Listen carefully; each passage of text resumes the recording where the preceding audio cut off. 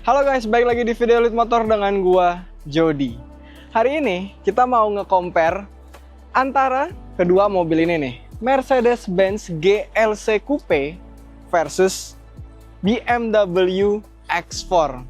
Karena dari kemarin kayaknya kok views kita paling gede kalau compare-compare mobil ya.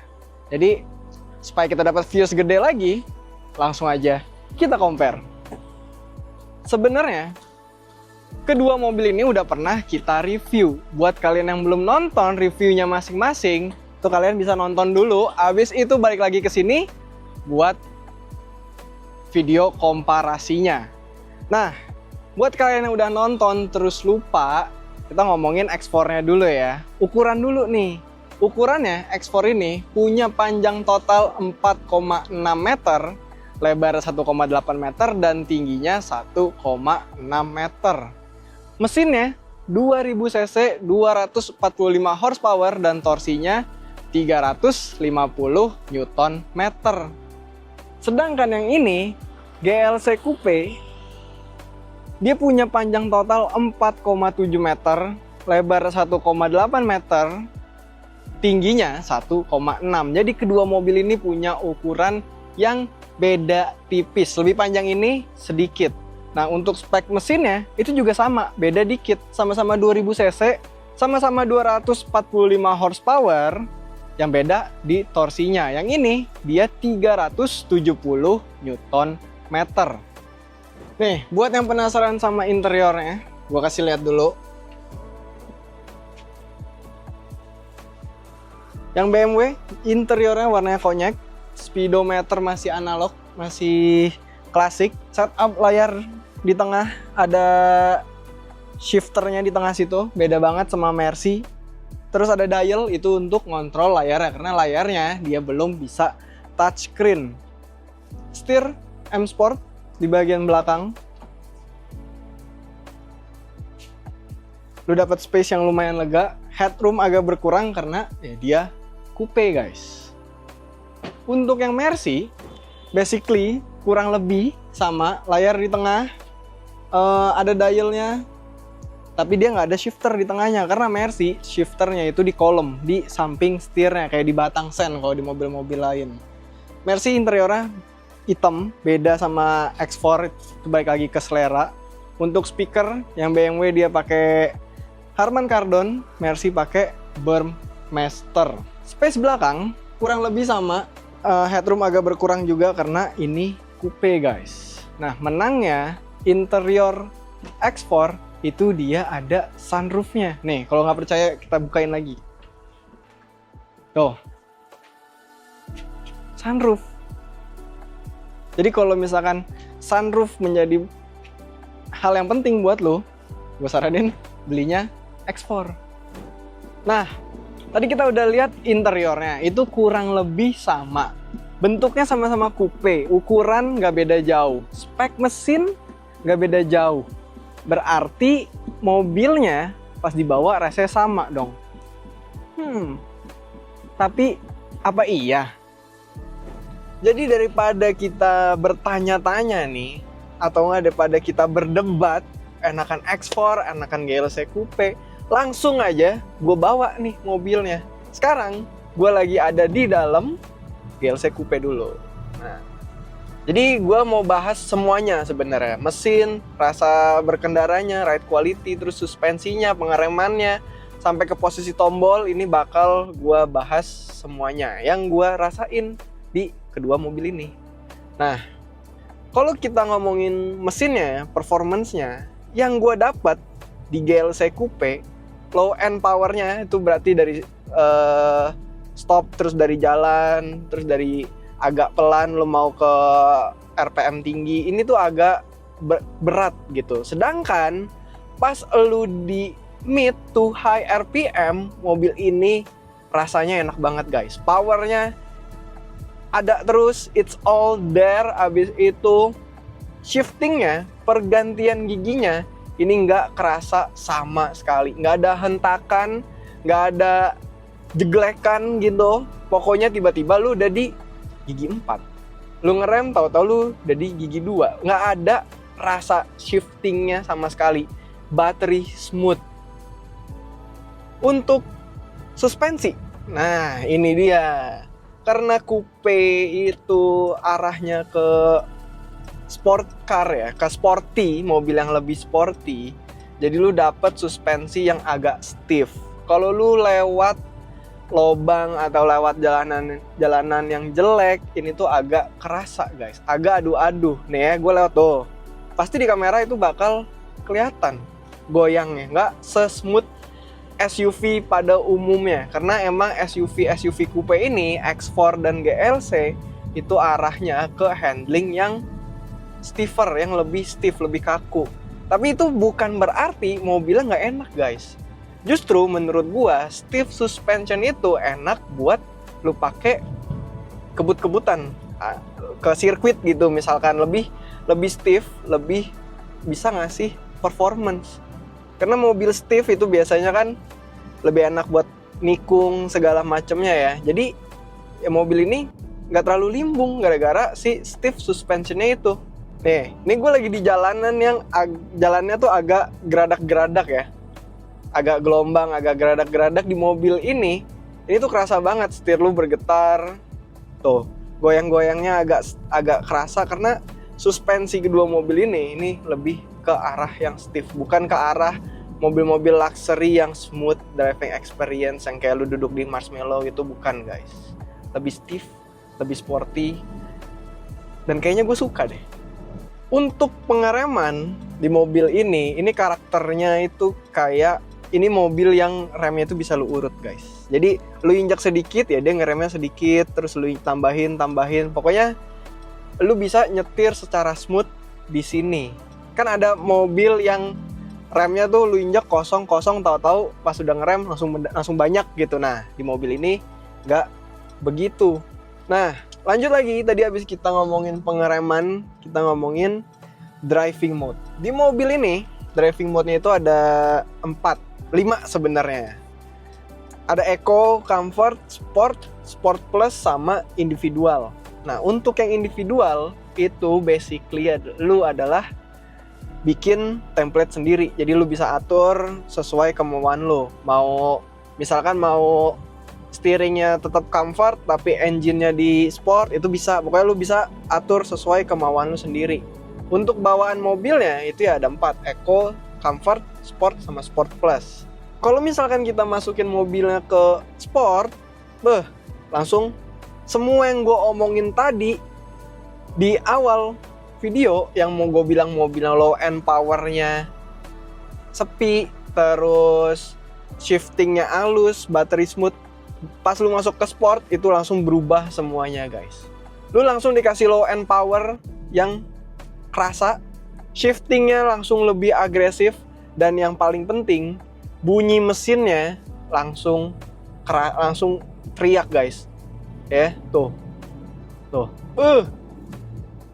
Kalau misalkan kita masukin ke Sport Plus, itu langsung lebih lagi guys. Low end power langsung ada. Bunyi mesin agak lebih keras sedikit tapi nggak sekeras dari Comfort ke Sport. Supaya paket lengkap, lu masukin ke manual mode. Lu langsung ngerasa satu sama mobilnya. Si stiff suspension yang tadi gue bilang itu, suspensi yang kakunya langsung kepake di mode ini guys. Karena gila, langsung kerasa enaknya gitu. Mantep banget, asli. Semua yang gue bilang tadi, dia langsung menegate semuanya yang pas di Comfort. Jadi power, low end, langsung gue dapet everything gitu. Mid to high, pas lu pakai ke Sport sama Sport Plus, lebih lagi dibandingkan pas lagi di Comfort. Enak banget, asli. Bunyi mesinnya sih yang bikin Sport sama Sport Plus di mobil ini seru banget.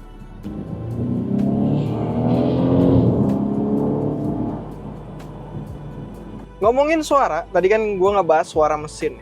Gimana kalau suara dari luar ke dalam kabin? Di mobil ini, suara kabin tadi ada Aerox balap lewatin gue, ada knalpot brong lewatin gue, mobil knalpot berisik, pokoknya segala macam suara jalanan. Di mobil ini sangat amat kedap gitu, kerasa kedapnya dibandingkan lu bawa mobil-mobil lain.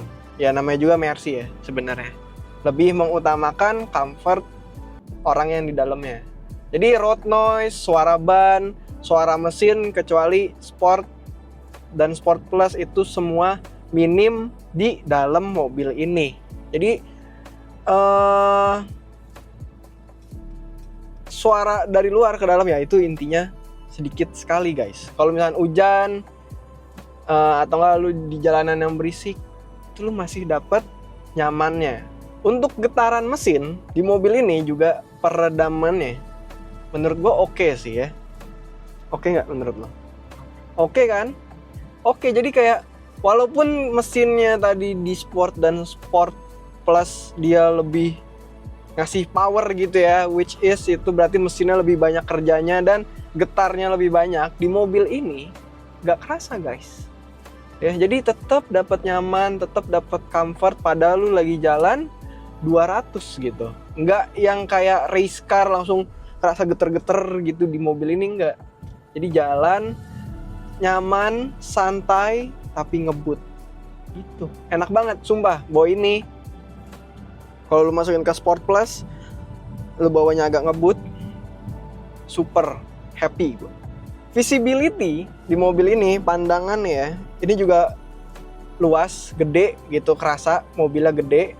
Walaupun tadi gue bilang duduknya agak rendah, dashboard kap mesin itu masih kelihatan, jadinya bisa lu jadiin patokan bawa mobil ini.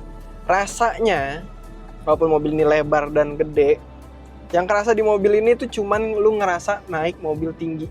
Naik mobil lebar enggak, naik mobil tinggi iya, itu yang lu rasain. Kadang-kadang kalau lu bawa SUV itu kan langsung lu ngerasa wah gue naik mobil lebar dan tinggi. Yang lu rasain kalau lu naik GLC Coupe ini lu cuman ngerasa wah gue naik mobil tinggi gitu. Jadi nggak usah khawatir, lu bakal cepet beradaptasi pas lu naik GLC Coupe ini. Oke, kita berhenti dulu sebentar ya untuk ngomongin multimedia dan teman-temannya. Untuk MBUX, untuk interface layarnya, ini dia masih pakai MBUX yang tahun lama. Tapi nggak apa-apa, karena interface-nya di MBUX ini sangat to the point guys. Beneran gampang dipelajarin. Kalau misalkan kalian beliin mobil ini buat orang tuanya, itu orang tuanya cepet ngerti, gampang dipelajarin. Belum touchscreen, belum ada Apple CarPlay dan belum ada Android Auto. Tapi lu udah bisa connect Bluetooth di HP ini, bisa terima telepon segala macam. Jadi nggak perlu khawatir, Apple CarPlay sama Android Auto itu doang yang nggak ada sama touchscreen. Karena nggak ada touchscreen, jadinya lu harus ngontrol pakai dial ini yang ada di tengah sini. Nah dial ini sebenarnya ya udah gitu aja, putar ke kanan untuk scroll ke kanan, putar ke kiri untuk scroll ke kiri, pencet untuk enter dan segala macamnya. Jadi kalau misalkan lu lagi pakai sambil nyetir, ini gampang guys. Kalau nggak mau pakai dial, dia juga ada touchpad di sini, yang dimana menurut gua kalau lu pakai touchpadnya sambil nyetir malah lebih ribet. Jadi menurut gua pakai dialnya aja. Ada dial untuk volume juga, jadi volumenya nggak harus dari sini, dari setir, tinggal pakai di sini, penumpang buat penumpang. Untuk tombol AC, ini semuanya masih pure physical button guys. Jadi enak, gak kayak Mercy yang sekarang semua full di layar, masih dapat classic feeling. Apalagi ini tombolnya kayak tombol-tombol di pesawat, tau nggak? Lu ke atasin, ke bawahin gitu, jadi lu rasanya kayak jadi pilot. Apa bapak kameramen setuju? Nah, setuju dia. Terus lanjut lagi untuk speedometer, ini dia masih analog, ada MID-nya di tengah, pokoknya itu beneran ya udah gitu aja gampang. Bisa nampilin semua yang lu butuhin, trip, navigasi, media, radio, pokoknya semuanya udah lengkap banget.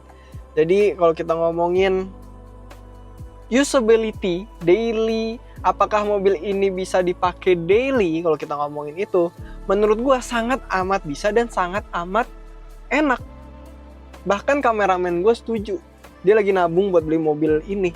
Setir di tombol semuanya enak, snappy, ceklek-ceklekannya kerasa, satisfying. Pedal shifternya ukurannya pas, ceklekannya juga satisfying. Pokoknya intinya kalau lu nyari SUV yang bentuknya agak nyeleneh, bentuknya agak unik, menurut gua ini bisa jadi pilihan lo. Tapi apakah saingannya akan lebih baik? Langsung aja kita cobain. Oke, jadi tadi kita habis test drive GLC Coupe. Sekarang kita udah ada di dalam BMW X4. Jadi, yang pertama gua rasain di BMW ini hentakannya itu lebih kerasa. Jadi kayak low end powernya dia langsung set gitu. Sedangkan tadi di GLC dia lebih gradual gitu ya, lebih naik pelan-pelan. Kalau di BMW itu dia langsung ngejambak gitu. Pergantian giginya untuk transmisinya di BMW juga lebih kerasa banget. Bahkan kalau lu compare sama GLC Coupe tadi, di GLC Coupe tadi itu dia battery smooth, lu nggak sadar kalau lu udah ganti gigi. Sedangkan di X4 ini dia kerasa banget, jadi ada jerkingannya gitu loh, ada kocokannya, badan lu kerasa, dan lu bakal tahu kalau mobil ini lagi ganti gigi. Oke, next lanjut kita ngomongin driving mode. Di mobil ini driving mode-nya ada 4, ada Eco, Comfort, Sport, sama Sport Plus. Tadi kan kalau di GLC dia ada tambahan satu individual, itu yang berarti bisa lu setting sendiri. Nah di mobil ini nggak ada. Tapi di mobil ini kalau kita masukin ke Sport Mode dan Sport Plus Mode, oh my god, serunya minta ampun guys. Bener-bener tadi di GLC gue udah memuji-muji GLC. Di mobil ini, di BMW lebih lagi, lebih seru, lebih fun. Pokoknya tidak bisa dijelaskan, lu harus langsung datang ke Elite Motor. Untuk braking, pengereman di mobil ini dia punya karakter yang beda dibandingkan sama GLC. Di X4 menurut gue dia ngeremnya tuh lebih tajam. Jadi lu injek sedikit dia langsung pakem. Sedangkan kalau di GLC tadi udah gue bilang kan dia lebih bisa gradual. Lu lebih bisa ngerem soft gitu. Bukannya berarti di X4 nggak bisa, tapi karakternya aja beda. Di X4 dia lebih tajam gitu. Sama kayak steeringnya. Di X4 di BMW berarti steeringnya dia lebih tajam juga, lebih responsif. Lu belokin dikit, set, nah langsung lu kegoyang gitu badan lu. Jangan kalau di GLC lu bisa belok pelan-pelan, nggak setajam di BMW. Mungkin gitu ya, mungkin steering tajam itu lu jadi lebih enak bawa mobil ini di track kali ya. Ya tapi ya gak tahu. Gitu aja intinya, steering di BMW lebih tajam. Apalagi kalau lagi kayak high speed gitu ya, lu belokin dikit itu langsung kerasa banget. Lanjut lagi, habis itu untuk suspensinya. Sama nih. Ini nih agak seru nih sebenarnya. Suspensinya di mobil ini lebih kaku, lebih stiff, lebih keras. Yang dimana itu artinya gak jelek sebenarnya. Lebih kaku, lebih jelek. Biasanya orang-orang bilang lebih keras, lebih jelek. Enggak. Karena dia lebih kaku, lebih keras, berarti mobilnya jadi nggak lebih limbung. Sedangkan di GLC dia lebih soft, lebih empuk, mobilnya jadi agak lebih limbung gitu. Jadi ada plus minusnya gitu loh guys. Kalau kaku, mobilnya nggak limbung, tapi penumpang yang di dalam dan elunya termasuk itu lebih ke kocok-kocok. Sedangkan di GLC dia lebih soft, lebih empuk dan segala macamnya. Penumpang jadi nggak terlalu kekocok-kocok, lebih enak, mobilnya dinaikin, tapi mobilnya jadi lebih limbung. Tinggal lu pilih aja preferensi lu masing-masing. Oke guys, jadi kita berhenti dulu sebentar karena kita mau ngebahas ini nih, noise and vibration yang gua rasain di mobil ini. Peredaman maksudnya. Jadi Di BMW X4 ini peredaman suaranya itu kalau lo compare sama GLC Coupe yang sebelumnya kita bawa, ini dia kalah sih menurut gua. Suara dari luar itu lebih masuk, knalpot berisik tadi yang gua rasain itu juga lebih masuk. Getaran jalanan, getaran mesin itu juga lebih kerasa di BMW ini. Tadi bukan gue dong yang ngerasain, partner gue, kameramen gue, dia nggak nyetir, dia cuma duduk doang di sebelah. Katanya mobil ini lebih bergetar in compare to the GLC ke GLC. Jadi GLC lebih meredam suara dan lebih less bergetar gitu. Nah, untuk di bagian per tombol-tombolan layar dan segala macamnya, user interface gue lebih suka iDrive. Ini dia lebih menarik dilihat, kelihatan nggak terlalu jadul. Terusnya untuk kegunaan sebenarnya kurang lebih sama ya, udah ada semuanya, media, radio, komunikasi, navigasi. Lu bisa ngecek mobil lu semua, itu kurang lebih sama si GLC. Sama-sama nggak ada Apple CarPlay, sama-sama nggak ada Android Auto, dan sama-sama belum bisa touchscreen. Untuk ini nih, letak tombol dan segala macemnya, gue lebih suka di BMW. Tataannya itu dia lebih teratur. Jadi ini tombol untuk perlayar-layaran udah dipisahin sama dia. Tombol untuk driving mode, untuk parking brake, untuk shifter itu semua udah disatuin semuanya sama dia. Jadi menurut gua kayak lebih tertata. Kalau di GLC itu dia kayak lebih terpisah-pisah, guys. Untuk speedometernya, gue lebih suka GLC. GLC si MID-nya itu dia lebih interaktif ya. Layarnya bisa lu ganti-ganti, lu bisa lihat apapun itu, lu bisa ngecek radio segala macamnya, dan MID-nya itu dia juga lebih gede. Sedangkan di BMW ini tuh lebih kelihatan kayak jadul gitu. MID mobil lama gimana sih? Ya kayak gitulah kurang lebih. Setirnya, ini setir BMW favorit gua, jadinya gua harus milih BMW, guys. Pedal shifternya lebih gede, tombolnya lebih sedikit. Kenapa? Karena ya tadi MID-nya itu dia tidak seinteraktif GLC. Dan terakhir, yang GLC nggak punya tapi X4 punya itu ada di bagian atas. Si X4 ini dia ada sunroofnya, guys.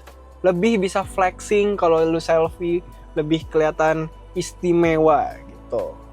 Oh ya, sama gue mau ngomongin ini ya, tadi di GLC gue lupa bahas. Karena mobil ini dua-duanya coupe yang dimana bentuk profil belakangnya itu dia lebih landai, lebih kayak sedan gitulah.